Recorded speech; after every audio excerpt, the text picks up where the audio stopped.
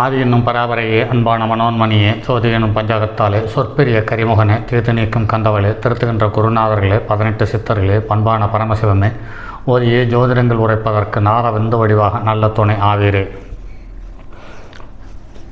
உலகில் உள்ள தமிழ் பேசும் அனைத்து நல் உள்ளங்களுக்கும் மற்றும் ஜோதிட சான்றோர்களுக்கும் மூத்தோர்களுக்கும் ஆர்வலர்களுக்கும் மற்றும் இந்த காணொலியை காணும் உங்களுக்கும் ஆஸ்ட்ரோராஜின் இனிய நல்வணக்கங்கள்.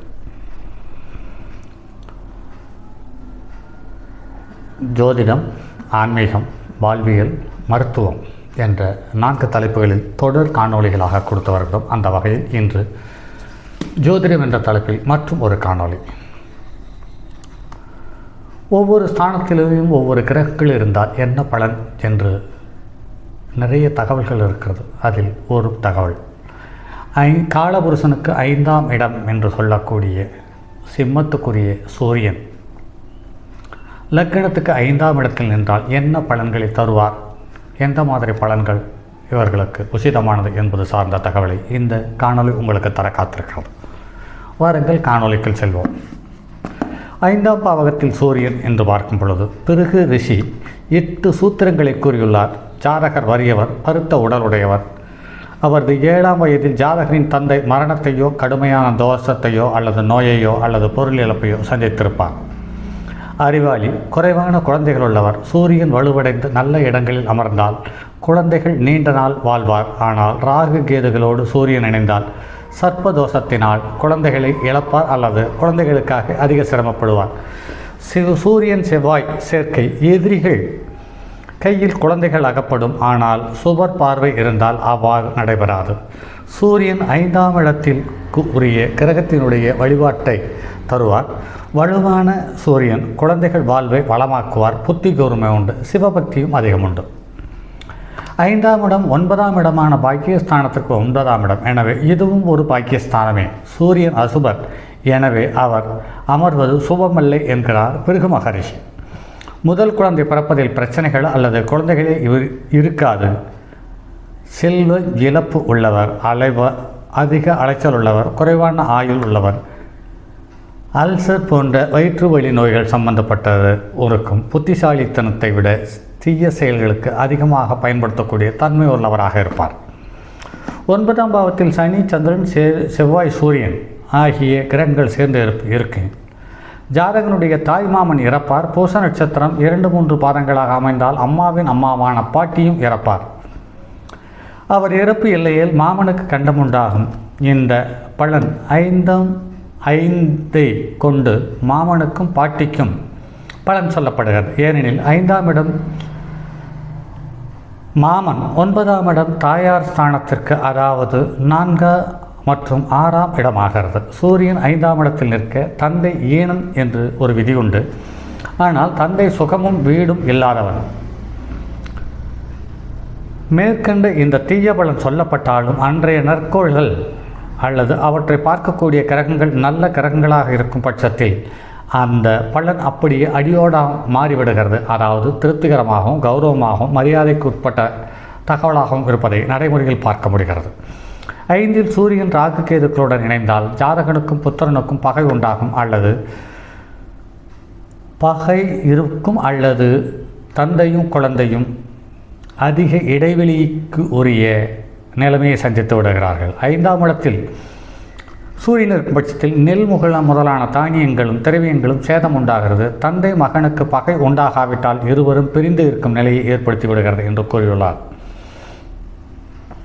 தந்தையின் கருமத்தை செய்ய மகன் வருவானா என்று ஆராயும் பொழுது 9ஆம் அதிபதி சூரியனுடன் சேராமல் 2-11 கேந்திர கோணங்களில் இருந்தாலும் 5ஆம் அதிபதி 9இல் இருந்து சுபர் பார்த்தாலும் இறப்பு காலத்தில் தந்தைக்கு பிள்ளை கர்மம் செய்வான் என்று நம்பலாம்.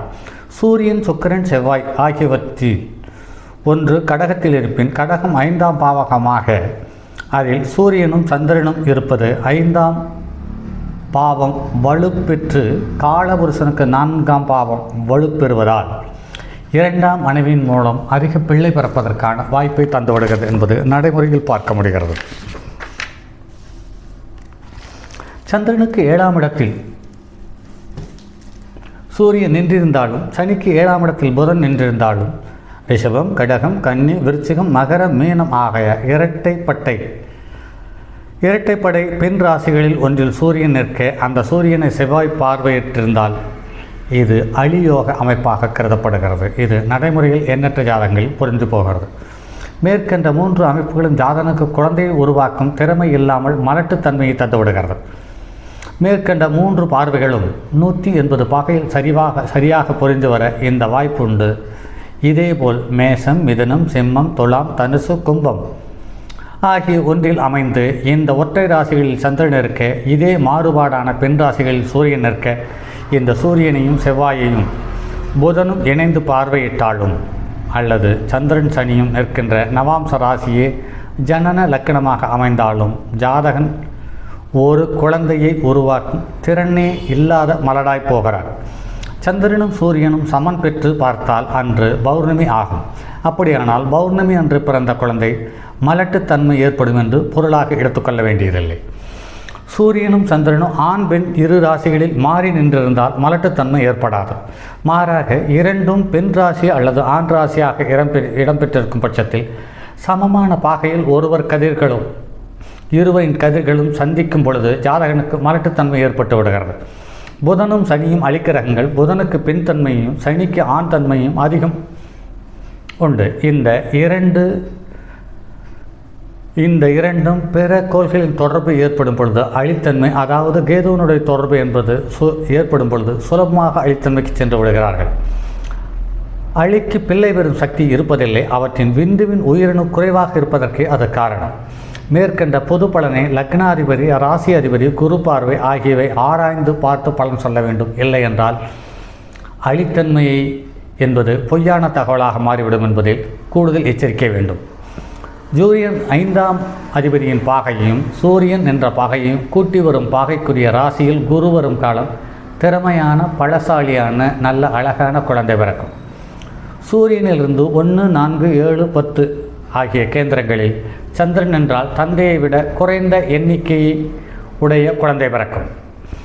சூரியனிலிருந்து 2, 5, 7, 8, 11ஆம் இடம் என்று சொல்லக்கூடிய பணபரஸ்தானங்களில் சந்திரன் நிற்க குழந்தை பெற்ற எண்ணிக்கைக்கு நிகரான குழந்தைகளை, அதாவது தந்தையோடு பிறந்த குழந்தைகள் எத்தனையோ அத்தனை குழந்தை பிறப்பதற்கு வாய்ப்பு இருக்கிறது.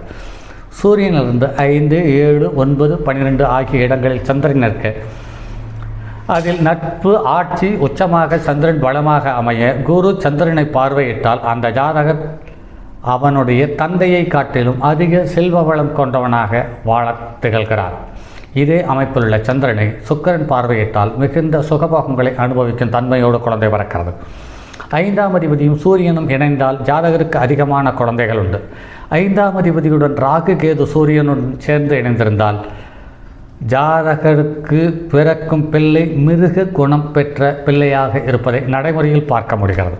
மிதுனம், கன்னி, தனுசு, மீனம் என்னும் உபயராசிகளில் லக்னம் அமைந்து சூரியனும் சந்திரனும் இணைந்து கேந்திர ஸ்தானங்களில் இருந்தால் அந்த ஜாதகனுடைய பிள்ளை மரண காலத்தில், தகன காலத்திலும் ஈமச்சடங்குகளை செய்ய வருவதில்லை அல்லது செய்யக்கூட இருப்பதில்லை. லக்னத்தில் சூரியன், 5இல் செவ்வாய் இருப்பது புத்திர தோஷமாக கருதப்படுகிறது. 5இல் சூரியன் நிற்க அல்லது 5ஆம் இடத்தை சூரியன் பார்வை செய்ய ஜாதகன் சிறந்த சிவ வழிபாடு செய்யக்கூடிய சிவபக்தனாக இருக்கிறார். சூரியனின் பொது பலன்கள் என்று பார்க்கும் பொழுது பல கலைகளில் ஆர்வம் உள்ளவன், பலவித கஷ்டங்கள் உண்டு, மன அமைதி குறைவு, சில சமயம் வறுமையும் வாட்டும், 2 அல்லது 3 குழந்தைகளே உண்டாகும். தந்தை வகைக்கு நன்மை செய்யாது. தந்தைக்கு ஜாதகனின் 16வது 18வது வயதில் கண்டத்தை ஏற்படுத்தும் தன்மையுள்ள குழந்தையாகவே பிறக்கிறது என்பது நடைமுறையில் காண முடிகிறது.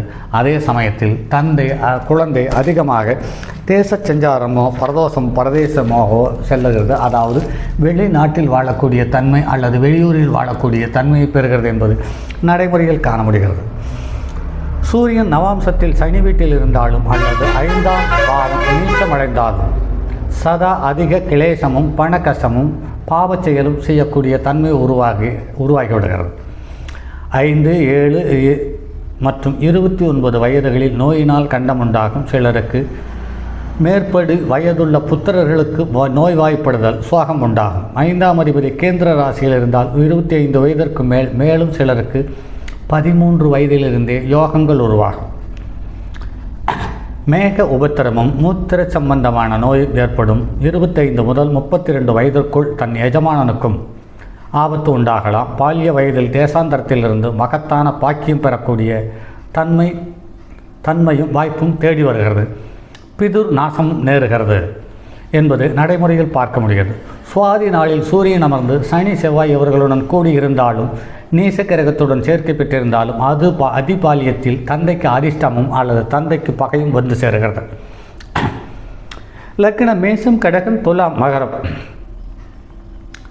இந்த நாளில் அமைய மேற்படி ராசிகள் 5ஆம் இடமாகிய சூரியன் அமர்ந்தாலும் மேற்கண்டது போலவே நவாம்சத்தில் இருந்தாலும் 12 வயதில் தந்தைக்கு மரணத்துக்கு நிகரான கண்டமோ உருவாகிறது.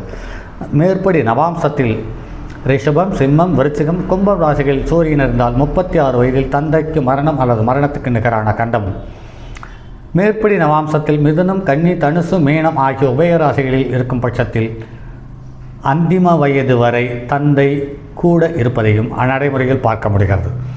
சூரியனும் 5ஆம் அதிபதியும் பாவ அங்கிசம் ஏறி இருந்தாலும் அல்லது ராசியில் ஆட்சி உச்சம் பெற்று நவாம்சத்தில் பாவ அங்கிசம் பெற்றிருந்தாலோ அல்லது பாவக்கிரகத்தினுடைய தொடர்பை பெற்றிருந்தாலும் இந்த மண்ணுலகில் நீண்ட நெடுங்கால் நிறைவான வாழ்க்கை வாழக்கூடிய தன்மையுள்ள தந்தையை பெறுகிறான் என்பது நடைமுறையில் பார்க்க முடிகிறது. மேலும் 4 குடையவனும் 5 குடையவனும் 6, 8, 12 அமர இவர்களோடு சூரியன் அமர்ந்தால் அந்த ஜாதகன் தந்தையை பொருட்படுத்தாதவனாக மதியாதவனாக வந்து சேருகிறான். 5ஆம் அதிபதி 3இல் அமர்ந்தால் 3ஆம் அந்த ஜாதகன் தன் தந்தையை அதிக அக்கறையோடு பராமரிப்பவனாக வந்து சேர்கிறான். சூரியன் நவாம்சத்தில் பாவராசிகள் இருந்தாலும் பலவந்த புணர்ச்சி செய்பவர்களாக இருக்கிறார்கள். பாவ நவாம்சத்தில் 5ஆம் இடத்தில் சூரியன் அமர அந்த ஸ்தானாதிபதி பலம் குறைந்து 17, 46, 52, 64 வயதுகளில் தந்தைக்கு மரண கண்டம் நிச்சயத்தை காண முடிகிறது. சூரியன், சந்திரன், செவ்வாய், சனி சேர்க்கை பெற்றால் காது அல்லது மூக்கு ஊனமடைந்த குழந்தைகள் பிறப்பதற்கு அதிக வாய்ப்பு இருக்கிறது. சூரியன் தசாபுத்தி காலங்களில் ஊனம் ஏற்படலாம். சூரியன் என்ற நட்சத்திரத்தின் பாதகமான நட்சத்திரத்தில் லக்கினம் சந்திரன் தசாபுத்தி அந்தரநாதனாக இருப்பின் அசுப பலன்கள் என்பது சுலபமாக வந்து சேர்கிறது என்பது நடைமுறையில் பார்க்க முடிகிறது. சரி நண்பர்களே, மற்றும் அடுத்தது ஒரு பதிவில் சந்திப்போம். அதுவரை உங்களிடமிருந்து விடைபெறுவது உங்கள் அன்பு நண்பன் எம் ராஜரத்தினம். தங்கமான் மழுவோடேந்தி தன்மதி தலையில் கொண்டோன் மங்கையர் பதிக்கச் சொன்ன மாமொழி ஜோதிடத்தை இங்கு யாம் உரைப்பதற்கோ இமை என்னும் பிழை வராமல் காக்க செங்கன் மால்மருகன் ஞானேச்சரன் பதம் காப்பதாமே.